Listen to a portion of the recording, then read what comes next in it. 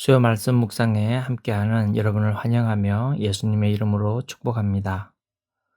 오늘 2월 4일 입춘인데요. 모두가 건강하게 겨울의 끝자랑을 잘 지나시기를 바랍니다.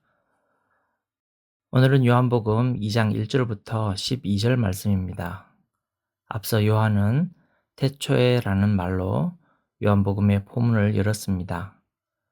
마치 창세기를 연상하게 되는 태초에라는 말을 가져온 것인데요. 요한은 의도적으로 이러한 표현을 사용했습니다. 우리가 지난달 묵상했던 창세기 1장 이야기들 기억이 나시나요?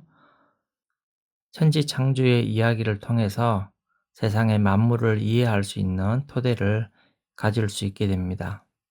마찬가지로 요한은 지금 예수님에 대해, 새로 열리는 세상에 대해 사람들이 전혀 모르고 있는 부분을 이야기하려고 합니다. 그래서 1장 1절을 태초에 말씀이 계시니라 라고 시작했는데요. 오늘 본문의 결론부인 2장 11절에서도 이 첫 표적을 갈릴리 가나에서 행하였다라고 설명합니다. 타우텐 아르켄 톤 세메이온, 이 첫 표적이라고 말하면서 아르케라는 단어를 쓰고 있습니다. 서두에 이렇게 설명을 드리는 이유는 요한복음은 우리가 쉽게 이해할 수 있도록 의도적으로 구조화되어 있기 때문입니다. 창세기의 7일을 떠올리는 7가지 표적이 나타나고 있습니다. 요한복음은 예수님을 통해 시작되는 새로운 새 생명과 새로운 세상에 대해 7가지 표적 이야기를 통해서 설명합니다. 요한은 7가지 표적을 가져와서 우리가 사는 세상에서 예수님을 알고 예수님을 통해 얻은 생명을 힘입어 살아가라고 초대하는 것입니다. 그러면서 우리가 무슨 이야기를 듣고 있는지 놓치지 말라고 첫 표적이란 말, 아르케란 말을 다시 사용하고 있는 것입니다. 이 표현을 오늘 본문을 지나서 4장 46절에 가면 이 사건을 다시 언급하며 강조합니다. 예수님께서 다시 갈릴리 가나에 이르시니 전에 물로 포도주를 만드신 곳이라 라며 죽게 된 아들을 고쳐달라는 신하의 이야기를 시작합니다. 즉, 요한은 이것이 두 번째 표적임을 암시하며 물로 포도주를 만드신 분이 죽어가던 아들도 말씀으로 고치시는 분임을 보여줍니다. 자연스럽게 말씀으로 창조하신 창세기가 연결됩니다. 그리고 앞으로 5가지 표적을 더해서 예수님이 누구신지를 분명히 알게 하고 믿음으로 생명을 얻도록 초대합니다. 예수님을 통해 얻은 생명, 곧 영생의 삶을 살아가는 여러분도 요한복음을 묵상하며 더욱 분명히 예수님을 알고 더욱 힘있는 영생의 삶을 살게 되기를 축복합니다. 자, 그럼 요한복음 첫 번째 표적을 통해 요한은 우리에게 무엇을 말해주고 싶었을까요? 1절부터 보겠습니다. 요한은 이 일이 사흘째 되던 날 갈릴리 가나에서 일어났다고 말합니다. 앞서 1장을 보시면 세례 요한을 소개한 날 이후로 29절에 이튿날, 35절에 또 이튿날, 43절에 다시 이튿날, 그리고 오늘 본문에서 사흘째 되던 날이 나옵니다. 학자들은 흐름이 모두 합쳐 일주일이 된다고 설명합니다. 다시 창세기의 처음 일주일을 상기시키며 새로운 창조의 시작을 상징하는 표적이라는 데 동의하고 있습니다. 흥미로운 점은 이 7째 날에 꽤 다양한 사람들이 모여 있었다는 점입니다. 가나의 혼인잔치에는 가장 먼저 예수님의 어머니가 등장하고 예수님과 그 제자들, 그리고 어머니의 말을 따르는 하인들이 나옵니다. 이 하인들의 행동으로 연회장이 등장하고 연회장이 신랑을 부릅니다. 물론 많은 하객들도 함께합니다. 포도주가 동이 났다는 것은 하객이 예상보다 많았다는 의미이기도 합니다. 이 이야기의 발단은 예수님의 어머니의 말입니다. 3절입니다. 저들에게 포도주가 없다. 포도주는 결혼의 기쁨과 잔치의 풍성함을 상징하는데 그것이 떨어진 것입니다. 그런데 이 문제를 예수님께 가져오고 하인들에게 이렇게 말합니다.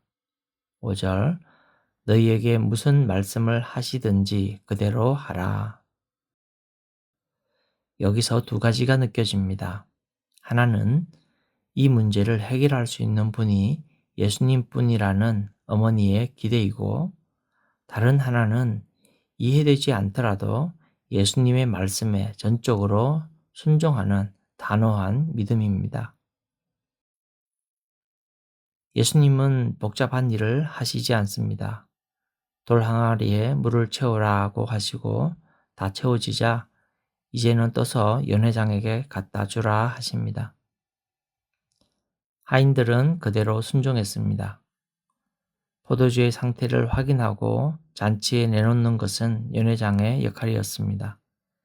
연회장은 그 포도주를 맛보고 신랑을 불러서 칭찬을 합니다.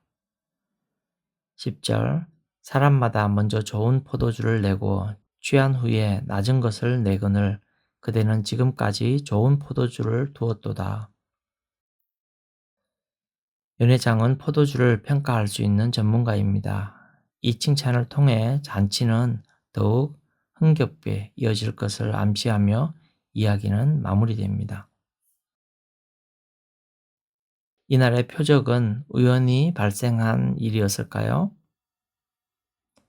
일곱째 날, 기쁨과 풍요가 바닥난 결혼잔치를 다시 풍성함으로 채우신 것은 결코 우연이 아닙니다. 이날의 기적은 예수님을 가장 잘 알고 있던 어머니를 통해서 시작되었습니다. 요한은 앞서 세상을 창조하신 분이 오셨으나 세상이 그를 알지 못했다라고 말합니다. 그러나 세례 요한의 증언을 통해 제자들은 예수님을 따르게 되었고 이 표적을 보고 오늘의 표적을 보고 예수님을 믿게 됩니다. 사랑하는 여러분, 여러분의 믿음을 위해 어떤 사건들이 있었는지 돌아보시기를 바랍니다. 여러분의 이야기에서 등장하는 사람들도 묵상해 보면서 감사를 표하거나 얻게 되는 깨달음을 기록해 보는 것도 좋을 것 같습니다. 필요하면 안부 연락도 한번 해보세요. 이제 오늘 묵상을 통해 주시는 교훈들을 한번 정리해 보겠습니다. 오늘 잔치에서 연회장은 물이 포도주로 변한 것을 맛보았지만 예수님이 누구신지는 알지 못했습니다. 당연한 것처럼 신랑이 준비한 좋은 포도주라고 생각했고 그 결과로 엉뚱한 대상을 칭찬하였습니다. 하지만 전체 상황을 모른다면 누구라도 그런 실수를 할 수 있을 것 같습니다. 우리 삶도 마찬가지겠지요. 하나님은 우리 삶에 특별한 순간들을 허락하시지만 그 자리에 있었다는 이유만으로 우리 모두가 하나님의 은혜를 누리는 것은 아닙니다. 그러므로 우리가 지금 여기서 누릴 수 있는 은혜를 놓치지 않고 잘 누리기를 소원합니다. 무엇 때문에 은혜를 누리지 못하는지 잘 분별하는 지혜를 달라고 기도하면 좋겠습니다. 오늘 또 본문에서 특이한 점은 예수님의 태도입니다.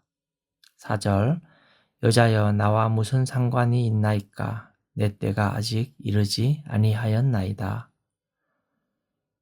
겉으로는 어머니의 청을 거절한 것처럼 들리지만 오히려 실제적으로는 풍성한 은혜가 있었던 날이었습니다. 이는 거절이 아니라 예수님의 사역의 초점과 때에 대한 선언으로 이해할 수 있습니다. 예수님의 십자가 사역에 비하면 가나의 혼인잔치는 없어도 될 사건처럼 보일 수 있지만 예수님은 그 요청을 들으신 후에 기적을 베푸셨습니다. 예수님은 자신의 사역의 초점을 분명히 하시면서도 우리의 필요를 외면하지 않으시는 분이십니다. 작은 일에도 하나님이 역사하신다는 이 사실을 기억하며 기도의 자리를 지키며 응답의 기쁨을 누리시는 여러분 되기를 축복합니다. 또한 오늘 본문은 문제가 어떻게 시작되었는지가 아니라 그 문제 앞에 어떤 믿음으로 반응하는지가 중요하다는 것을 가르쳐 줍니다. 예수님은 잔치의 중심에 계신 것처럼 보이지만 모든 것을 주관하는 분이십니다. 우리가 몰두하는 문제를 통해서도 예수님의 사랑과 능력을 충분히 드러내실 수 있는 분이십니다. 기꺼이 그렇게 하시는 분이십니다. 그래서 마리아는 무슨 말씀을 하시든지 순종하라고 말할 수 있었습니다. 우리도 마리아처럼 믿음의 선택을 하도록 기도하면 좋겠습니다. 마지막으로 오늘의 표적은 잔치나 포도주가 아니라 참 주인공이신 예수님을 바라보게 합니다. 예수님을 제대로 알고 경험할 때 제자들처럼 그분을 믿게 됩니다. 지금 겪고 있는 문제 속에서도 무슨 말씀을 하시든지 순종하겠습니다라는 믿음으로 나아가며 주님을 바라보는 한 주, 하나님의 영광을 기대하는 한 주가 되기를 바랍니다. 요한은 자신의 믿음을 밝히 드러내진 않았지만 제자들이 믿었다라는 짧은 글로 자신의 고백을 감춰두고 있는 것 같습니다. 물론 후에도 제자들의 믿음에 대한 고백들이 있었다는 것을 생각해 보면 조금씩 예수님을 점점 더 알아가는 것이지요. 그 이전의 믿음이 틀렸다는 것이 아니라 그 전에 믿었던 믿음 위에 새로운 믿음들이 더해진 것입니다. 여러분의 소원과 예수님에 대한 고백도 정리해 보면 좋을 것 같습니다. 여러분이 직면하는 그 문제들을 가지고 기도할 때 여러분에게 다가올 주님이 준비하신 좋은 소식을 기다리며 저도 함께 기도하겠습니다. 그럼 저는 주일에 다시 뵙겠습니다. 샬롬.